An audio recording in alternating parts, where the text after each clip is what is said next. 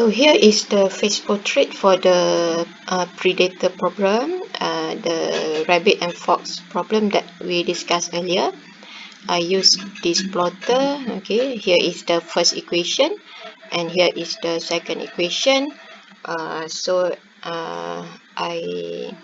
set the maximum and minimum value for both for x and y, the suitable value, so that the equilibrium point will appear in this face portrait. Okay, so there are two equilibrium points that we have for this problem. The first one is 0, 0. So actually the first equilibrium point is here. And then the second equilibrium point is 4,200. So it's actually here. Okay, 4,000 for x, 200 for y. So in this graph, the vertical axis represent y, the horizontal represent x.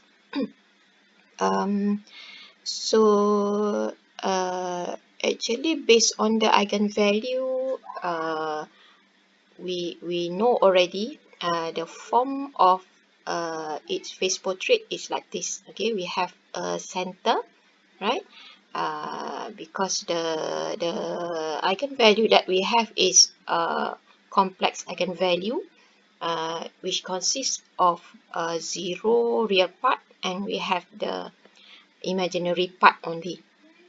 Okay, so that type, based on the stability table, the form is center. So center is like this, in terms of its face portrait. Okay, okay, so as we can see the solution here. Okay, about the solution that we have, the initial condition given in the problem is 5,100, if I'm not mistaken. So means that based on this face portrait, 5,000, let's say here, and we have 100. Okay, so means initially, let's say this line. Okay, initially if I extend further this graph, actually we can see we have a circle like this. Okay, so initial population is a rabbit having 5,000 population. Its population is 5,000, and for the fox there are 100. Okay, as we can see, there is many rabbits compared to the foxes. Okay, so actually logical here means there is plenty of food sources for the fox, right? Because the fox depend on the rabbit as its food sources. Okay, so I will take example this full circle. Okay, let's say here is 5,100. Okay, so due to the plenty of rabbits as a food for the fox, that's why here we see the graph. The graph, as usual, the arrow represent the increasing value for t. So when t increasing, the fox managed to grow. Okay, see, this is increasing y, right? Because we see the arrow here, it looks like it goes upward. But if we see here, actually the fox population is some kind of constant, right? Here for 5,100, the x still increasing here. Okay, still increasing, and then after some point, okay, if we follow this kind of circle, after some point there will be increased value for the y, right? Because we see the arrow begin to goes upward.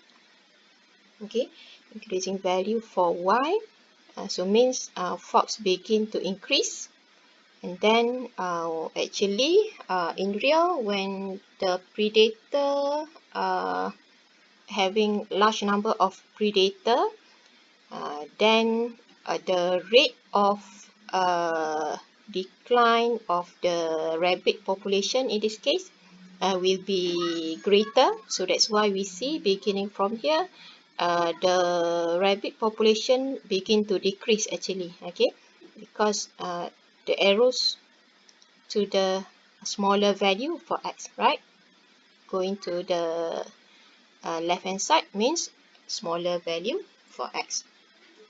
Okay, so after some time there will be at some point maybe there will be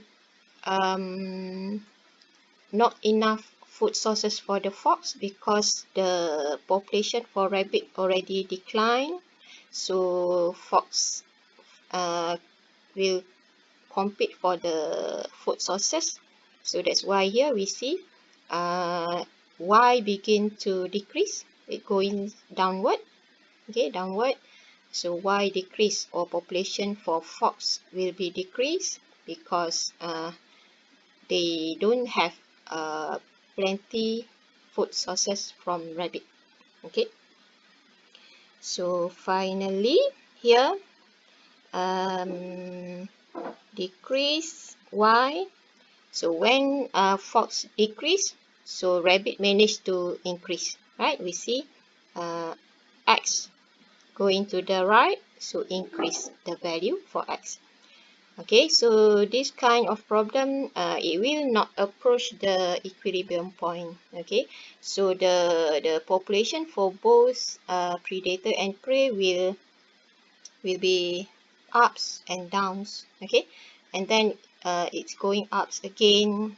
It's kind of this. Okay, this circle represent it's not going to maintain to a certain value when time increasing, but the population for each of the predator and also the prey will ups and downs depends on the situation.